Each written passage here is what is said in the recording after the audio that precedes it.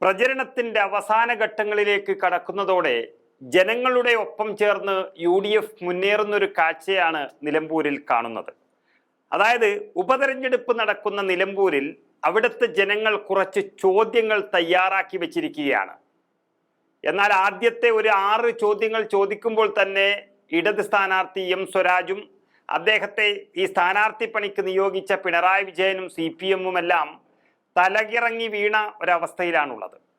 ചോദിക്കാൻ ഒരു 100 കാര്യങ്ങൾ ഉണ്ടായിരുന്നുവെങ്കിലും ഏറ്റവും ആധികാരികമായ ചോദ്യങ്ങൾ, അഴിമതിയുടെ കാണാപ്പുറങ്ങൾ, രാഷ്ട്രീയത്തിലെ അഹന്തയുടെ മുഖമായ സ്വരാജിന്റെ നിലപാടുകൾ, ഇതെല്ലാം ഉദ്ദേശിച്ച് ചോദ്യങ്ങൾ തുടങ്ങി വരികയായിരുന്നു.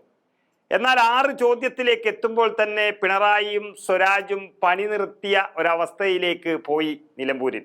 അതിലാദ്യത്തെ ചോദ്യം, ആര്യാടൻ മുഹമ്മദ് ചെയ്തതല്ലാതെ ഇക്കഴിഞ്ഞ 9 വർഷമായി LDF പ്രതിനിധി MLA സ്ഥാനം വഹിച്ചിരുന്ന നിലമ്പൂരിൽ ചെയ്തു മുഴപ്പിച്ച ഒരു പദ്ധതിയുടെ പേര് പറയാമോ എന്നുള്ളതായിരുന്നു ആദ്യത്തെ ചോദ്യം.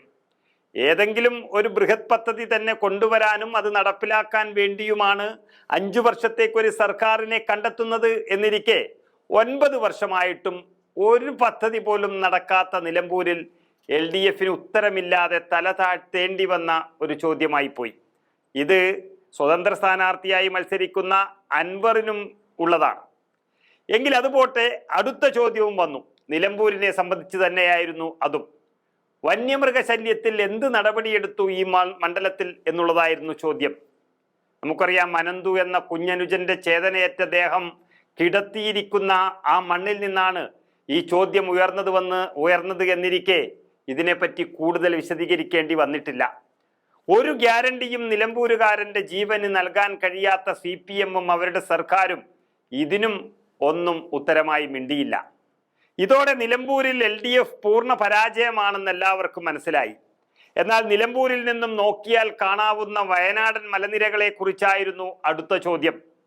വയനാട്ടിലെ പ്രകൃതി ദുരന്തം വിഴുങ്ങിയപ്പോൾ എല്ലാം നഷ്ടപ്പെട്ട 100 കണക്കിന് കുടുംബങ്ങൾ, അവരെ സഹായിക്കാൻ നല്ല മനസ്സുകളെല്ലാം ചേർന്ന് പിരിവെടുത്ത് 750 കോടി രൂപ സർക്കാരിന്റെ കയ്യിൽ കൊടുത്തിട്ടും 1 വർഷമായിരിക്കുന്നു. അവർ ഇപ്പോഴും ഒരു ഗതിയുമില്ലാതെ, വാടക പോലും കൊടുക്കാനില്ലാതെ ചെളിവെള്ളത്തിൽ കിടക്കുന്നൊരവസ്ഥയാണ് ഉണ്ടാക്കിയത്. ആ പണം ഒളിപ്പിച്ചു വെച്ചിരിക്കുന്ന ഈ സർക്കാർ കാരണമല്ലേ ഇങ്ങനൊരു അവസ്ഥ വന്നത് എന്ന് ചോദിച്ചതിനും LDFന്റെയും സ്ഥാനാർത്ഥിയുടെയും ഉത്തരം ഒന്ന് തല താഴ്ത്തൽ തന്നെയായിരുന്നു.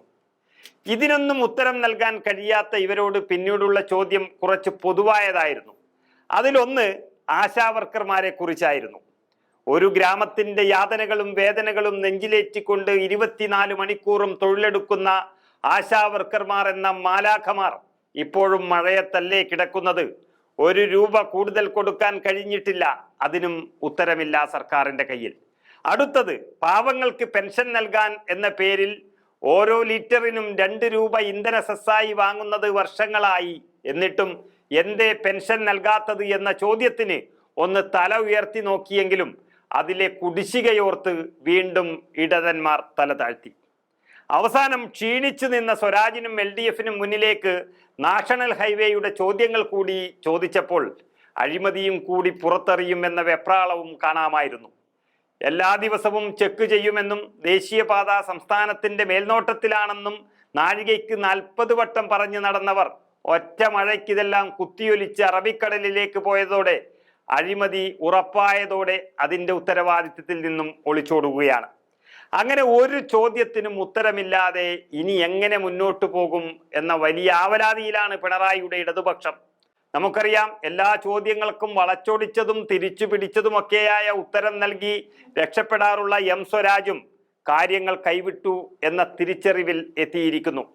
ഈ ചോദ്യമെല്ലാം UDFനാണ് ചോദിക്കാൻ കഴിയുന്നത് എന്നുള്ളത് കൊണ്ട് അവരുടെ മുന്നേറ്റവും നിലമ്പൂരിൽ കാണാതിരിക്കാൻ കഴിയില്ല.